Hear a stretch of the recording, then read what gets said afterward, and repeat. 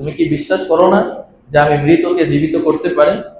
ক্বালা বালা, হ্যাঁ অবশ্যই বিশ্বাস করি। ওয়ালাকিন লিয়াতমাইন্না কলবি, দেখলে ইলমুল ইয়াকিনটা আইনুল ইয়াকিনে পরিণত হবে। যেটা জ্ঞানগত বিশ্বাস ছিল এটা এখন দর্শনগত বিশ্বাসে পরিণত হবে।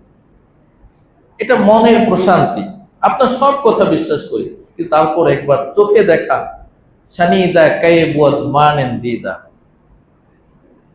ইউসুফ আলাইহিস সালামের সৌন্দর্য যখন বর্ণনা করা হচ্ছিল, আম্মা জান আয়েশা বললেন, আরে আমার ঘরে তো পূর্ণিমার চাঁদ, সুই পড়ে গেলে ওই সুই খোঁজার জন্য লাইটের প্রয়োজন হয় না, মোমবাতির প্রয়োজন হয়, আল্লাহ রসুলের চেহারা মোবারক দিয়ে সেই সুই আমি খুঁজে পেতে পারি।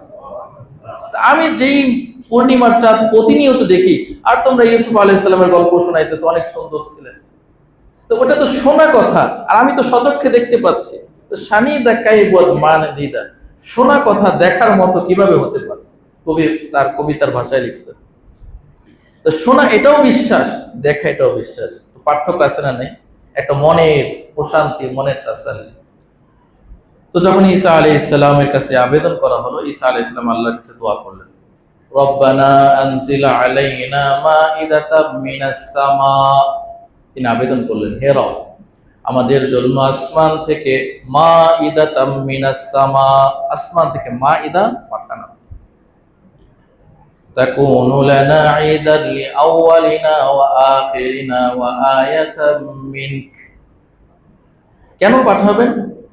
যেই দিন আপনি পাঠাবেন, যেই মুহূর্তে পাঠাবেন, তাকুনু লানা ঈদান লিআউয়ালিনা ওয়া আখিরিনা, আমাদের জন্য এবং আমাদের পরবর্তী যারা আসবে তাদের সকলের জন্য এই দিনটা স্মরণীয় দিন, ঈদের দিন হয়ে থাকবে। ঈদান, ঈদ শব্দ আছে, ঈদান লিআউয়ালিনা ওয়া আখিরিনা, আমাদের জন্য এবং পরবর্তীতে যারা আসবে তাদের জন্য এই দিনটা স্মরণীয়, বরণীয় এবং ঈদের দিন, আনন্দের দিন হয়ে থাকবে। আয়াতাম মিনক, এবং আপনার পক্ষ থেকে একটা রহমত, একটা নিদর্শন, একটা আয়াত হিসেবে থাকবে। আল্লাহ রাব্বুল আলামিন ঈসা আলাইহিস সালামের দোয়া করছেন, ইন্নী মুনাজ্জিলুহা, নিশ্চয়ই আমি সেটা অবতীর্ণ করব।